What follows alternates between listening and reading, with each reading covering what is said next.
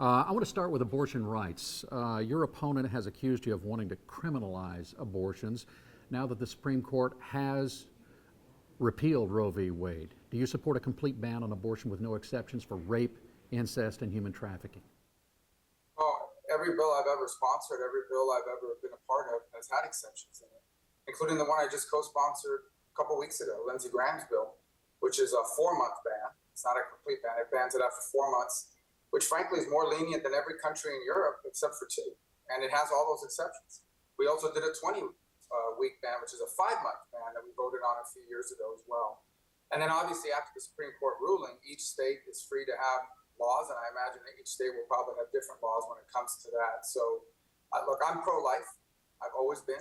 I feel very strongly about it. It's not a political issue for me. But I understand my interest is in saving as many unborn lives as possible. These are the bills that can pass. These are the ones that I've sponsored.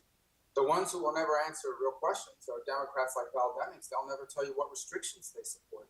They don't support 4 months. They don't support 5 months. They don't support restricting late-term abortions. They support taxpayer-funded abortions, not just in America, but taxpayer funding of abortions around the world. And so I think if there's going to be fairness here, there has to be a question about what restrictions will they support? Because I have shown that I'm willing to support exceptions, but they're not ever willing to support any restrictions. Let me talk about your ads that accuse Val Demings of supporting calls to defund the police, but she says that's just not true. Why do you keep saying it in your ads? Because she did. She did. And I understand she's singing a different tune now. Every Democrat's singing a different tune now that the lunacy of that has come into full focus and crime is surging around the country. But back in the summer of 2020, when they were setting police cars on fire and they were calling for defunding police departments, when she was presented with a proposal that was coming out of Minneapolis, she said it was very thoughtful. Those were her words, not mine. And not only that, she went on to support a bill that allows them to sue police officers individually by getting rid of the qualified immunity because she wanted to be picked as Joe Biden's vice president.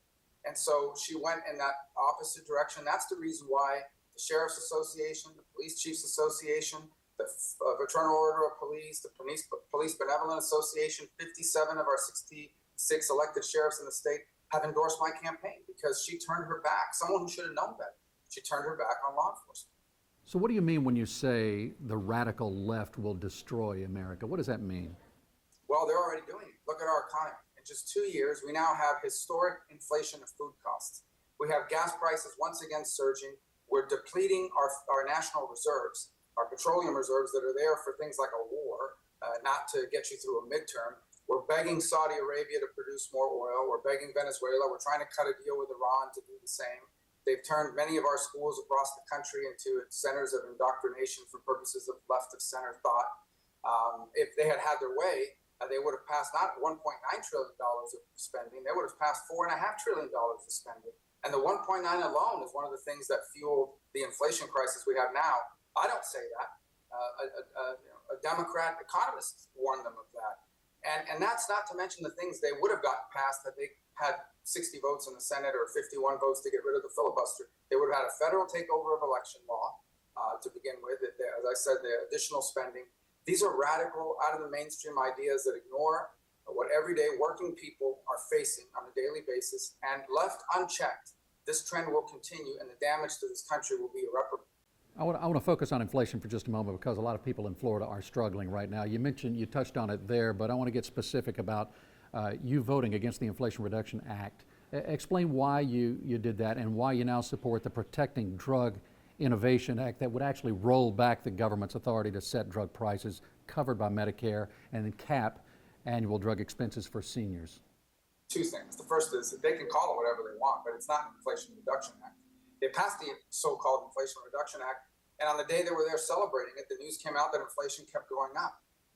Everyone knows, not even Democrats can make that argument with a straight face anymore. How does credits down the road 10 years from now to buy electric cars and solar panels and hiring 87,000 IRS agents, how does that reduce inflation? Inflation right now is being driven by a supply shortage of key things because we don't make things in America anymore the way we used to, and by the demand that they increased with all the money, borrowed money they poured into the economy. And the key driver of all of this beneath it is the cost of oil. The oil prices go up, gas prices go up, the cost of everything goes up. And one of the things that's adding to gas prices is, unfortunately, that America is producing 1 million barrels a day less than it used to because the Biden administration said they were going to put the fossil fuel industry out of business, and they've been doing that steadily. What about the drug prices? Elaborate on that. So I'll give you an example. When Donald Trump was president, he put in this rebate program that was actually saving people even more money than what the Democrats were proposing. They got rid of it. They scrapped it because anything that's Trump had to be scrapped according to them. So they got rid of it. Then they replaced it with this plan, which is a price fixing plan. The problem with price fixing is that everywhere in the world, every country in the world that's had a price fixing scheme are countries that do not innovate new drugs. So think about Alzheimer's for a moment. Alzheimer's disease by itself, we know this statistically speaking, threatens to bankrupt Medicare. Just Alzheimer's by itself.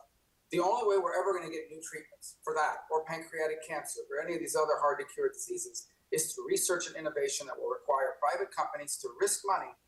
Maybe they never make it back to innovate a new treatment or a new drug. They're not going to do that if they can't make at least their investment back. I mean, the vaccine is a great example. The government stepped in and said, we guarantee you this amount of money. We guarantee to buy all the vaccines if you innovate something. We came up with 3 vaccines. And so when you price fix, you don't get those innovations. And the bottom line is 10 years from now, the same drugs, the same treatments we have today are the ones we're going to have if we price fix. The rebate process is a much better way to do it. It doesn't hurt innovation. That's what I support. We all want to see lower drug prices, but not at the cost of innovation, which is what they want to do. Let me ask you about immigration. I know positions can change through the years. Has your position changed at all on immigration? For example, do you still believe a learned path, or rather an earned path to citizenship is amnesty? And would you require secure borders before voting for immigration reform? Well, a couple things. I think most Americans would agree that someone who's been here for 25 or 20 years and isn't a dangerous criminal, we should figure out a way to accommodate them into American life. Especially, their kids are probably U.S. citizens and things of that nature. So the problem with it is you can't get to that point until you have a secure border. Because anytime we've made any immigration changes that allow people who are here illegally to stay, it encourages more people to come. Even the talk of it encourages more people to come. Now, when we worked on this back in 2015, we didn't have 2,000, 3,000, 4,000 people a day arriving at the U.S. border. Now, Val Demings says we don't have an immigration crisis, that the border is secure. Well, if we don't have an immigration crisis, then why did Joe Biden just turn to a Trump-era policy? He basically used the return to Mexico policies of Donald Trump when it applies to Venezuelan migrants, because we do have an immigration crisis. So we can't even begin to talk about how we're going to accommodate people that have been here for a long time and aren't criminals until we first bring this under control. And as long as that border is unsecure, as long as people know they can come to this country, say the magic words to trigger asylum and get to stay, you're going to continue to have thousands and thousands of people per day arriving here illegally. That's a crisis. And in the middle of that crisis, you can't do anything else but deal with that crisis first. You mentioned Venezuelans. Some of the migrants flown from Florida to Martha's Vineyard, they're Venezuelan. They're suing the governor of Florida in federal court. What are your thoughts about that lawsuit? And I'm also wondering what you think about flying migrants out of Florida, if that's a good idea, because apparently that process is going to continue. Well, first of all, I don't think flying them out of Florida is being offered up as a solution to this problem. I think the fundamental problem here is that all these people around the country that say, oh, we should allow anyone who shows up to stay, but they don't want to pay for it. They don't want it in their communities. And I think these flights have revealed that hypocrisy. They flew these migrants to Martha's Vineyard, 48 people. Within 12 hours, the state of Massachusetts declared a state of emergency and deputized or called up 100 and something National Guard off the troops. So think about it, 2-to-1 National Guard to migrants. They declared a state of emergency. They fed them. They held a press conference, and within 48 hours, Martha's Vineyard had deported those migrants to Cape Cod. So, and now think about this: people come to this country without permission, and within a week are filing a lawsuit against the government whose laws they just violated. I think most people looked at that and say, "This is outrageous." Look, I sympathize more than anyone in the Senate about the plight of what's happening in Venezuela. I blame Maduro 100% for what's happening there. But not even America, no country in the world can simply say, come here from wherever you want, and if you get in, you're going to get to stay for an indefinite period of time. We can't do it. No country in the world would even try to do it. We shouldn't either. Can't do it. This is chaos, it's madness, and it's creating a terrible situation for the migrants as well. And so again, just to be clear, you support flying migrants out of Florida, or you do not? I do not have a problem with what the governor's doing.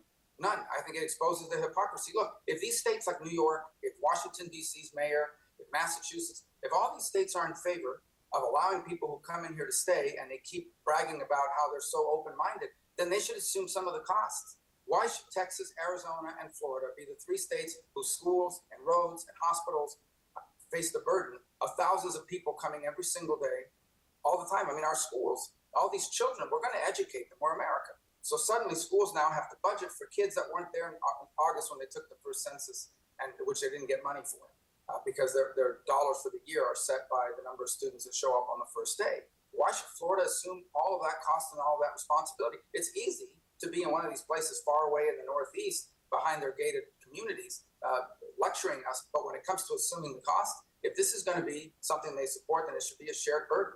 And I don't think flying 48 migrants to Massachusetts by itself actually shares that burden. You also disagree with Val Demings. You both have different views, let me put it that way, about how to take care of hurricane relief efforts. I mean, she's voted for the $18 billion for FEMA's disaster relief fund in that bill, and you did not vote for that. But you prefer a $33 billion aid package without what you may describe as pork. Talk a little bit about the differences there. Yeah, well, it's very simple. I will vote for hurricane relief. She's actually voted against hurricane relief. She voted against hurricane relief after Maria. She voted against hurricane relief under this, the other storms that impacted Florida back in 2017 because she didn't like the overall budget. I support hurricane relief. I consistently have. I've consistently supported relief efforts if it's true emergency relief. The problem we have in Washington is, so they'll see a hurricane in Florida. They'll say, this is perfect. We will stick into the Florida funding. We're going to put some project in there for New York or for California, unrelated to the storm. We'll figure out some creative way to the straight face to say this is emergency relief as well. And so the reason why I put that proposal out is not just to get the ball rolling, it's to delineate what's true emergency relief and what isn't. Emergency relief is anything that helps respond to the immediate crisis after a storm. Things unrelated to that storm, they may be great ideas, but they should be done through the regular funding process, not through the emergency process. And I am against that. I will not support that. It's borrowed money to begin with, and it's just not the right way to make law, and people shouldn't support that. We have a lot of people in Florida who depend on Social Security. I'd like to go back, since we have a moment here, on this issue of rising inflation leading to a big increase in the annual cost of living adjustment by the Social Security Administration. We've got this 8.7% increase coming for seniors. How concerned should we be about the future of Social Security, and what do you think we need to do now to protect it for future generations? Well, it's getting harder to do it every single year that goes by that it's left unaddressed. The fundamental problem we have is this. The Social Security Trust Fund is taking in less money than it's putting out. And that's a function of a lot of things. What's exacerbating now even more is we have 4 or 5 million working age, able-bodied people in this country who are not working, and we have no idea how they're making ends meet, but they're not paying payroll tax. So that's adding to it. But the truth of the matter is it's a function of math. We're going to have a historic number of people retired, not working, and drawing on Social Security, and not enough people paying into the system. Eventually, that leads to a Social Security crisis. So what's the solution? Well, as I've talked about for years, younger workers, like someone me, I'm just 51 years of age, instead of retiring at 65, maybe I have to retire at 65 and a half to get my full benefit, obviously. I'm not talking about disability or early retirement, things of that nature. That is not an unreasonable request to make of someone who's 15, 20, 25 years away from retirement, in exchange for adding 10, 20, 30 years to the viability of Social Security. These are not radical changes. But every year that goes by that we refuse to make those reforms, it's going to make it harder and harder to have that sort of reform. It's going to be, and we will reach a point at some point where we will have a real crisis with Social Security. And then the changes potentially may be calamitous, they may be destructive, they may be disruptive to a lot of people. It may impact people much later in life. I want to avoid that. We've ignored it for too long. Both parties, frankly, have. So it is something we need to confront because we know it's a ticking time bomb. Let me ask you about the attendance question that your opponent has raised. She's criticized you for having the record in the Senate there. That she points out that you've missed 9.2% of your roll call votes dating back to 2011, and that is above average. How do you explain? I ran for president. I ran for when Kamala Harris ran for vice president. We didn't see her for 3 months. And Bernie Sanders and Amy Klobuchar, and before that, Joe Biden and Barack Obama. When people run for president, they miss votes. But I can tell you this, I've gotten more done in the Senate over the last 2 terms than any other senator in the country during the time that I've been there. And it's not me saying it. It's at least 2 nonpartisan organizations that have ranked me that way. The Paycheck Protection Program, the VA Accountability Act, burn pits legislation. We got rid of sober homes here in Florida through a law that I passed. I mean, the list goes on and on.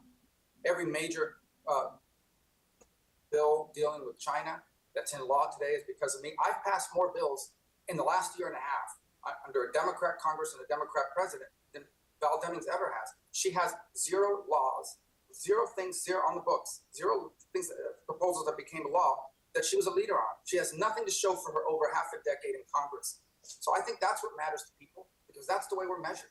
And I have a history of getting things done. She has a history of doing television interviews on MSNBC. Well, we're going to be at the debate. You're going to be there. You're going to be seeing her face to face. As a viewer watching, what is it you hope that people take away from this debate, your strengths versus your opponents? Well, I think all elections are choices. In the case of someone running for re-election, I have to come back and say, all right, you sent me there 6 years ago. This is what I've done. There's more I'd like to do. I want you to send me back. And then you look at what that person has done, and then you compare it to the person they're running against. And I think this is going to be a pretty straightforward race. A senator running for re-election, me, who has gotten more done for their state and country than any other senator during the time that I've been there, versus a congresswoman that's been there for over half a decade and has never done anything. A senator who's always been on the side of common sense, taken on his own party when necessary, like doubling the child tax credit. I had to take on my party. The burn pits legislation we just passed, I think I was the first Republican to actually come out for it. It was my bill. We sponsored it. We helped write it. She votes with Pelosi 100% of the time. The first thing she did when she got to Congress was join this radical progressive caucus, and went to their conferences and everything. So I think this is a real distinction. I think voters will have a real clear choice. Senator Marco Rubio, thank you so much for your time. I know you're busy. Hopefully we'll talk again soon. Thank you. Yes, sir. Thanks for having me.